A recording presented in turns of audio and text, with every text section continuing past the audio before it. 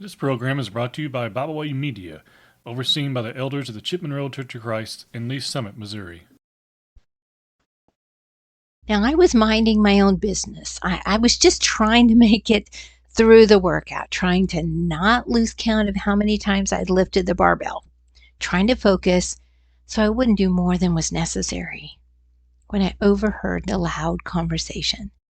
The theme was, I don't care. Those were the words that were reoccurring over and over again in the context of their children, her children. She announced it over and over again. I don't care. And she was very proud of it. It was hard to ignore. It was hard not to hear. I don't care.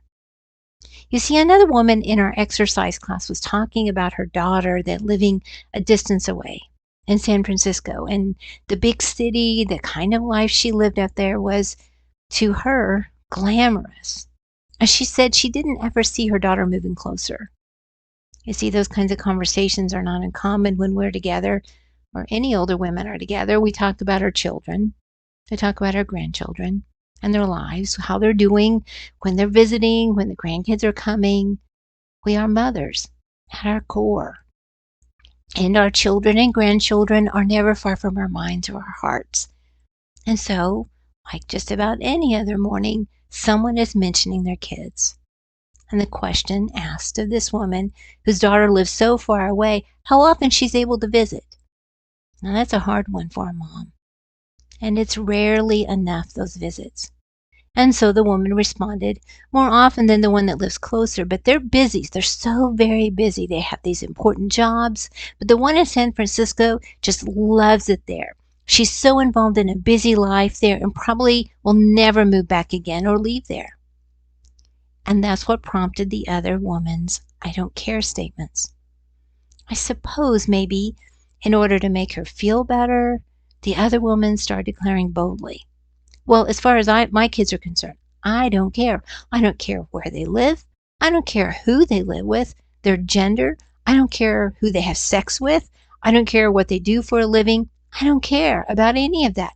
As long as they are happy, if they're happy, that's all that matters. Nothing else matters. What they do, who they do it with, where they do it, none of that matters. I just don't care.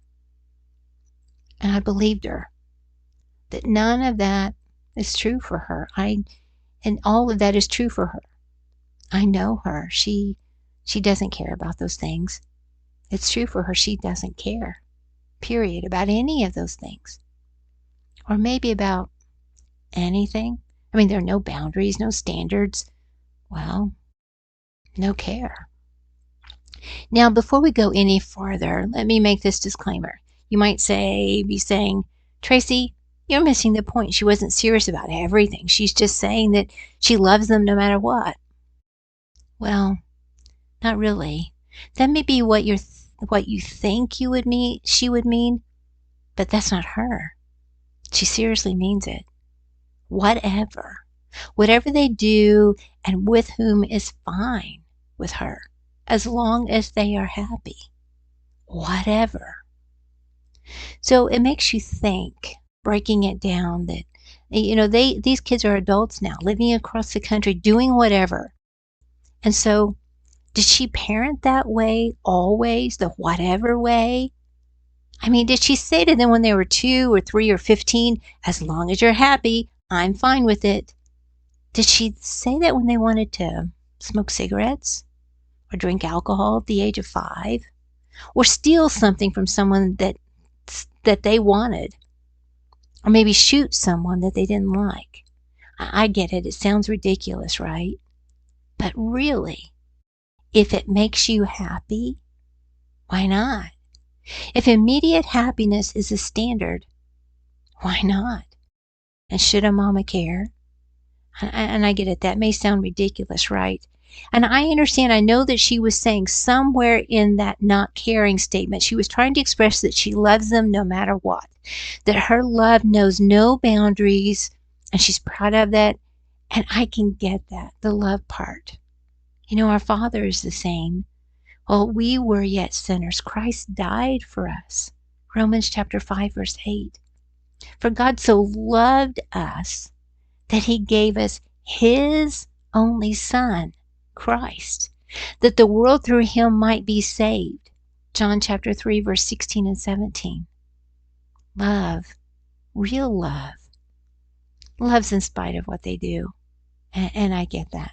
And I am so grateful for that. But this isn't that love. This isn't whatever love.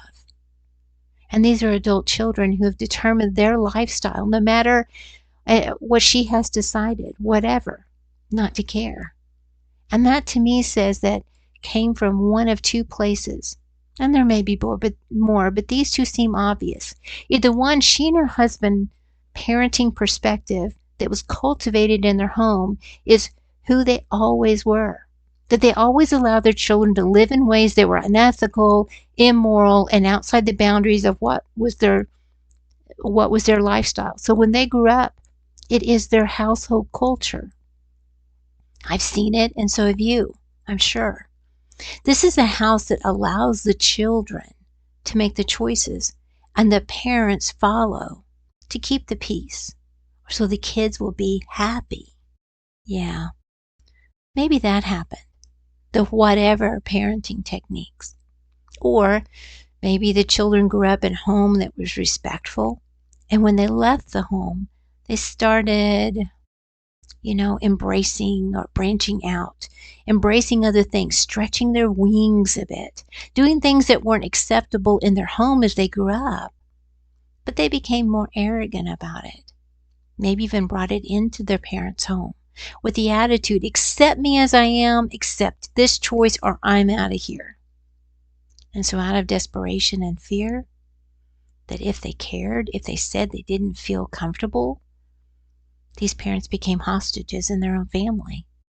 And they became terrified that their children would reject them, that their children would no longer care for them, even though, and even and through, whatever.